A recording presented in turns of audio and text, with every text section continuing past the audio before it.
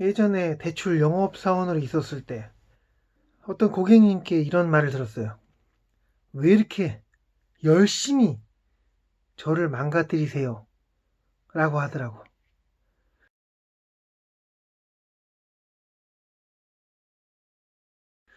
참 그 말 들었을 때 정말 충격이었어요. 근데 곰곰이 생각해보면 틀리지 않았어, 그 말이. 고객님이 연락이 왔어요. 대출이 필요하다. 그래서 상황을 쭉 물어보니까 여기서도 받고 저기서도 받고 그 다음에 조회 기록도 여기저기 많이 남았더라고. 그걸 확인하고 대출이 어렵습니다. 더 이상 안 될 것 같아요. 하고 돌려보냈어야 했는데 어떻게든 안 될까요? 어떻게든 안 될까요? 좀 알아봐 주세요. 계속 그러셨어. 그러니까 그때 당시에 내가 대출에 대한 지식도 좀 부족했고 계속 부탁을 하시니까 고금리 대출 쪽, 사금융 그쪽도 다 확인해 봤어요. 뭐 서류도 보내고 어쩌고 하라고 각종 금융사에다 다 보냈겠지. 결국은 다 부결났네. 근데 고객님이 다 끝난 다음에 하시는 말. 왜 이렇게 열심히 최선을 다해서 저를 망가뜨리십니까?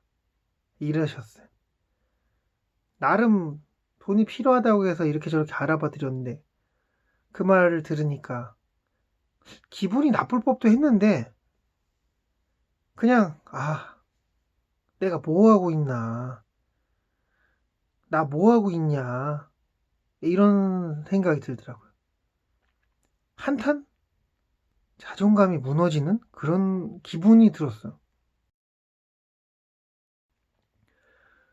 고객분 연락 와서 은행에서 대출을 우선 받아야 될 분이면 은행으로 가시라고 얘기했고, 은행에 가서 대출을 알아본 다음에 연락을 달라고 해서 나중에라도 연락이 오면은 그때 중금리 상품이나 고금리 상품을 어쩔 수 없이 안내를 했고, 그렇게 해서 대출을 원하는 금액을 받게 되면 고맙다는 얘기도 꽤 많이 들었었는데,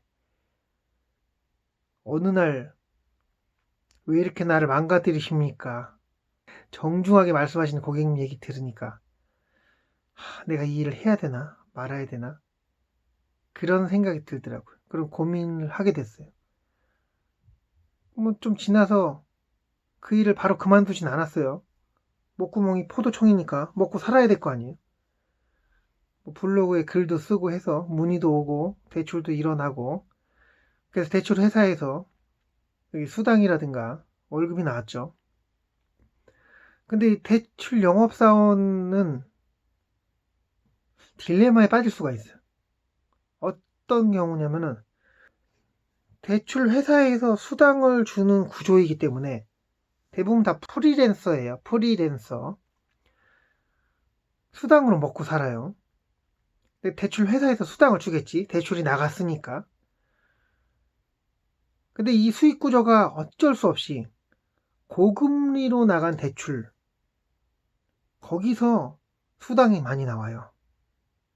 대출 이자가 저렴할수록 수당이 적게 나와. 그러니까 예를 들면은 1,000만 원이 대출이 나갔는데 이율이 뭐 20%다. 이거와 5,000만 원이 대출이 나갔는데 이율이 뭐 9%다. 그러면은 1,000만 원 대출 나간 거랑 5,000만 원 대출 나간 거랑 수당 차이가 거의 안 나요. 어떤 경우는 1,000만 원 대출 나간 게 수당이 더 많을 수도 있어요.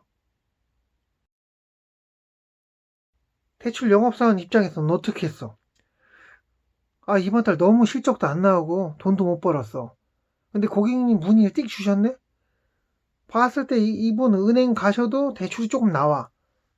원하는 금액을 맞추려면 은행에 가서 좀 받고 이제 이금융권에서 받는 게 순서인데 막 딜레마에 빠지는 거예요.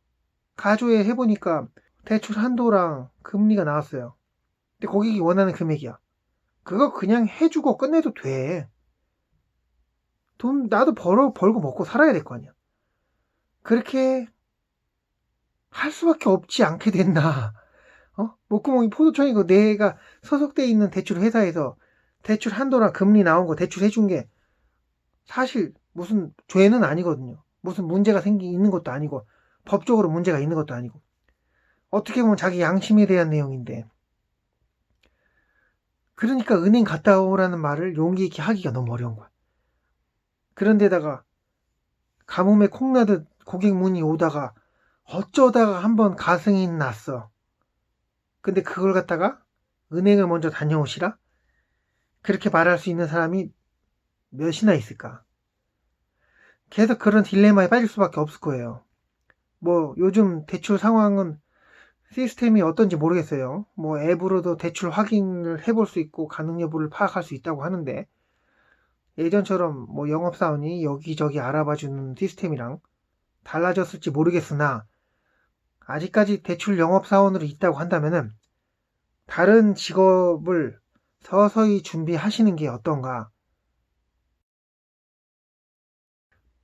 서서히 내가 다른 일을 하든 다른 무언가를 하든 간에 대출 영업은 어차피 다른 일 하면서 천천히 할 수 있잖아요. 짬짬이 하면서 내가 다른 일을 무엇을 해야 될지랑 천천히 준비를 해 보셨으면 어떤가 한 말씀 드려봅니다. 나도 그 당시에 그렇게 했어야 됐는데 정말 어느 한 곳에 올인하면은 거기에 집중하고 이러니까 어렵더라고요. 이 시간 지나니까 조금씩 보이는 거야. 감사합니다.